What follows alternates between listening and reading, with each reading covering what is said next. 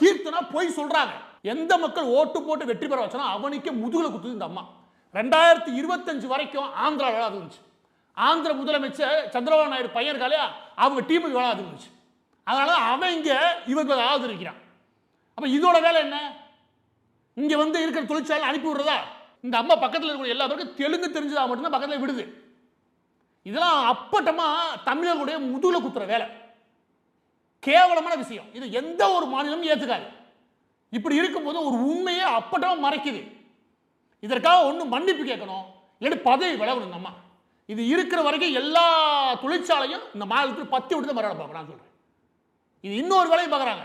அங்க இருந்து சில பேரை கூட்டி வந்து சென்னையை சுத்தி இருக்கக்கூடிய தொழிற்சாலைகள்ல ஸ்கிராப் பிசினஸ் நல்லாவே இருக்கும். ஏன்னா நிறைய தொழிற்சாலைகள் கண்ணாடி தொழிற்சாலைகள் ஆரம்பிச்சு கார் உற்பத்தி வரைக்கும் இருக்கு. இதுல ஸ்கிராப் பிசினஸ் பெரிய பிசினஸ்.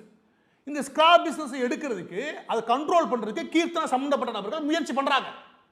இது 7000 கோடி மதிப்பிலானது. இது யார் முயற்சி பண்றா? யார் கண்ட்ரோல் பண்றா? ஆந்திரால இருந்து கண்ட்ரோல் பண்ணிருக்காங்க. கேவலம். இது எல்லாம் தெரிஞ்சுட்டு நீ உட்கார்ந்துகிட்டு விஜய் நல்லவர் உத்தமர் கீழே இருக்கிற ஒவ்வொருத்தரையும் கண்டிக்கப்படாதுங்க. கீர்த்தனா பண்றது அயோக்கியத்தனம்.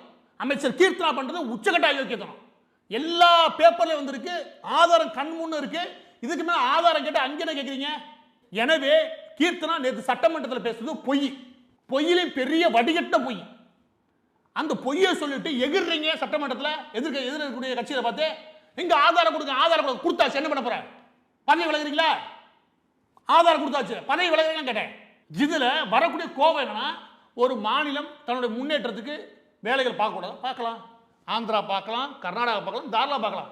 நான் என்ன பண்றது? வேடிக்கை பார்க்கறதா? நானும் போட்டி போட்டுமா இல்லையா?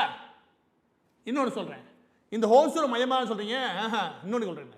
ஹோசூர் 54 கிலோமீட்டர்ல இந்த குப்பம் பகுதியில் ஆந்திரா கட்டுதா? அதே ஹோசூர்ல 48 கிலோமீட்டருக்கு வெளியில கனகபுரா ரோட்ல கனகபுரா ரோடு போடுங்க. கர்நாடகா ஒரு ஏர்போர்ட் கட்ட போறாங்க. அதுக்கு இடம் பார்த்தாச்சு. அதுக்கான இன்ஸ்பெக்ஷன் வேலையை போன வாரம் தான் ஃபுல்லா முடிச்சாங்க. இதுவும் இல்லைன்னு சொல்லுது. நம்ம என்ன நடச்சதுல ஒண்ணு இந்த விஜய் சொன்னார்ல, யாராவது பேப்பர் படிங்க. நீங்க முதல்ல பேப்பர் படிங்க எல்லாருமே. ஐ திங்க் இவங்க எல்லா பேரும் ஜாலியா சுத்திக்கிட்டு இவங்க எப்படி இவங்க சொத்து சேர்க்கிறது, இவங்க எப்படி லாபம் அடைகிறது, இவங்களுக்கு சம்பந்தப்பட்ட நபர்களுக்கு எப்படி இந்த பதவிகளை பயன்படுத்தி வருமானத்தை சேர்க்கிறது, இப்படிதான் தெரியுறாங்க. கீர்த்தனா அதுல நம்பர் 1.